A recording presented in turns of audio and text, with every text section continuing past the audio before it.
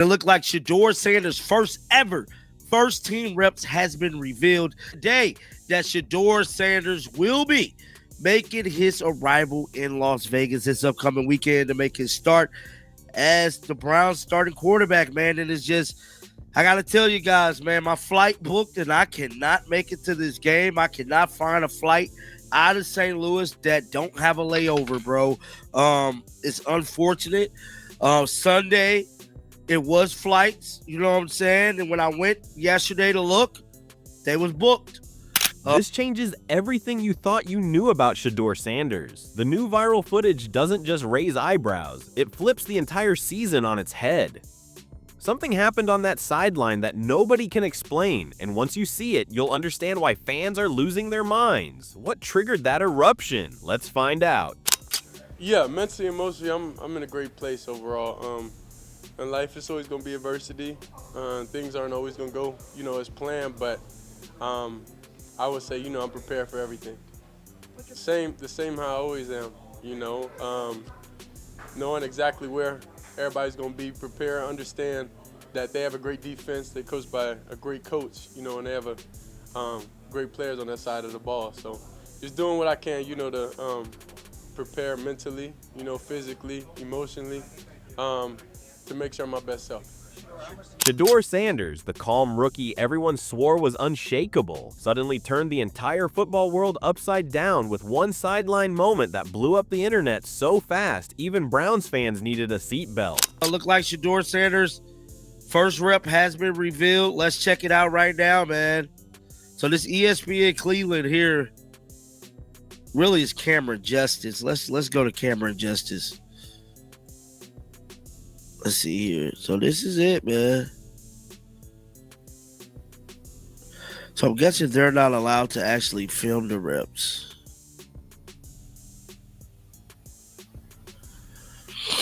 Because they're not filming him throwing at all. And trust me, when Browns fans need a seatbelt, something truly catastrophic or historic is happening. First, let's address the chaos outside the stadium. Fans were ready to stampede their way into Las Vegas just to witness Shedeur's first official start. Really the positives from that game is just being able to go in there, breaking that barrier coming off the sideline for so many weeks, and being able to do that. I don't think a lot of people understand how challenging that is from a rookie going into a game. Now, a lot of NFL vets, backup quarterbacks, they've been in the league. You feel me? I'm just coming out of college, So it's a different feeling, but I enjoy it. So, as the game went on and, I settled in, okay, I know what's going on. Flights were disappearing like they were Beyonce tickets. One guy tried booking from St. Louis and realized the only option left was a layover so long he'd basically have to move into the airport. In this show's history, we are going to start with Shedeur Sanders, but we're not actually starting with Shedeur. And so that sounds silly, but here's the point I'm making. So Shedeur came in, he obviously was terrible. He was 4 of 16. It's the worst completion percentage by a guy who threw at least 10 passes in 4 years in the NFL. It was a game that the Browns could have, and one would correctly argue.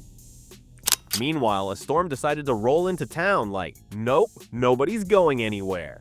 So you already know tensions were high before the kid even stepped on the field. Then ESPN Cleveland drops the so-called first reps video, except it looked less like football and more like someone trying to record top-secret government files without getting caught. No throwing, no sound, but we're not legally allowed to show you what. They filmed it like someone smuggling snacks into a movie theater.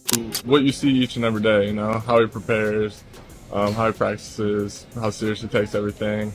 And then just the raw talent, especially, like you said, so many reps and stuff with him. I see the type of balls he can throw, the type of plays he can make, and I'm just excited to see him go out there and put on the show. I just see him working all the time. Doesn't really matter what the circumstances is. He's always willing to work out even in the morning. But when I'm here, he's already here. And just the extra that he's willing to put into this process and to make sure that he's ready to do his job. So.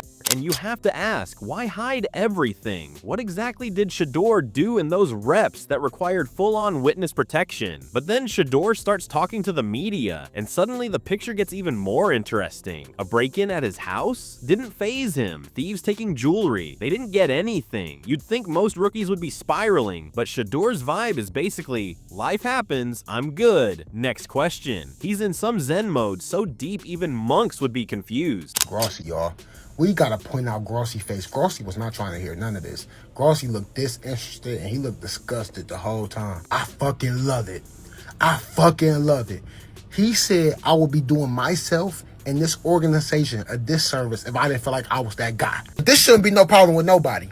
When Jackson Dart talk like this, y'all okay. When Jackson Dart go to the podium with his chains on, y'all love it. Y'all say it's aura. Y'all say it's confidence. Say the same thing about 12. It's okay. I love this shit.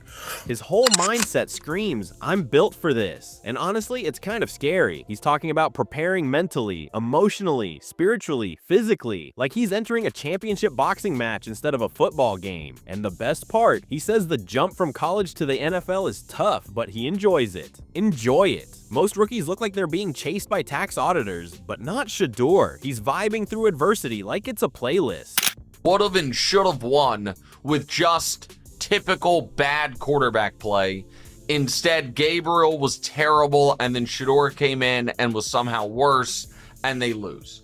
And the Ravens escape with a win they did not really deserve, despite Myles Garrett, who might get 25 sacks this year, just playing at an all-time level.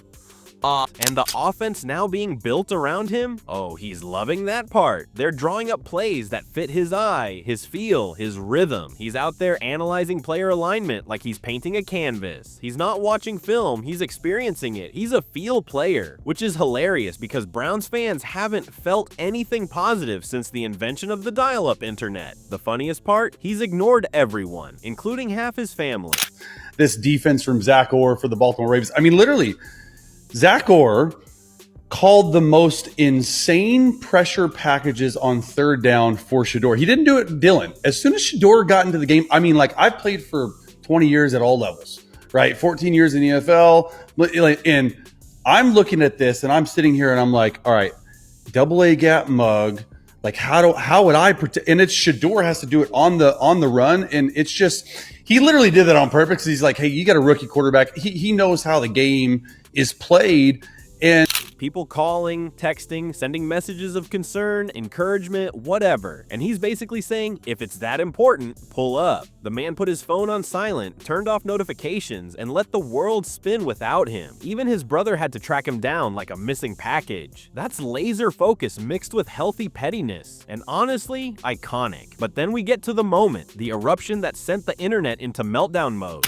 I don't want to hear anybody say, he didn't get any reps, they don't know the snap count. That's pro football, that's the way it's got to be sometimes. This isn't a movie, this isn't Rudy, we're not going to carry it off on our shoulders, all right? You got to go out and perform. That being said, he had 3 really bad plays out of the whole game. The first one was on a naked pin where he didn't stretch the defense and he threw it right now and Kyle Hamilton almost picked it. That was a bad play, that's easily coached. Next one was on the pick. He had pressure on his face. He should have taken the immediate quick out in the flat instead of trying to push it to Jerry Jeudy. I saw what he saw. If you're coaching a quarterback, you say it's 3rd down and 10. You don't have to force it to the deeper throw all the time.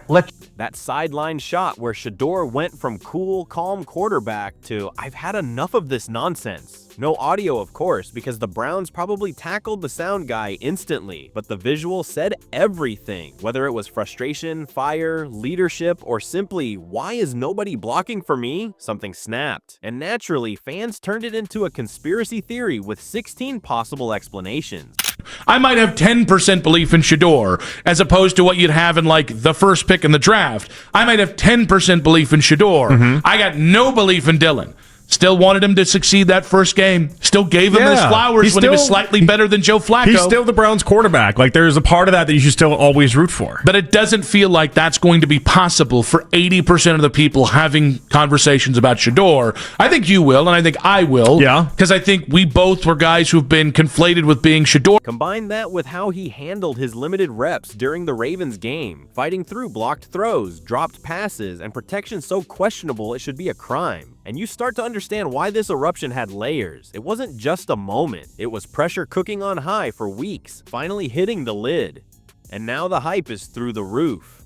Fans are convinced his first official start is going to be a cinematic experience. I know that with his work ethic and I'll just say his overall belief in himself and the abilities that they put all of us in, that he'll do a great job. Me personally, I just think he throws a really catchable ball. He kind of knows where to place it based on the coverage, or if he has to layer it. Not every ball needs to be a bullet type of pass, so he knows how to really put touch on it. And I think you have a quarterback that's very friendly to the receiver. I think that just instills confidence. They swear history is about to happen on that field. And honestly, with the amount of chaos surrounding this one game, it probably will. Shedeur isn't just entering the spotlight, he's flipping the switch, turning on the stadium lights, and daring everyone to watch what happens next. But here's the real question. Are we witnessing the start of a star, or the spark of total chaos? Drop your thoughts below, and don't forget to like, comment, and subscribe.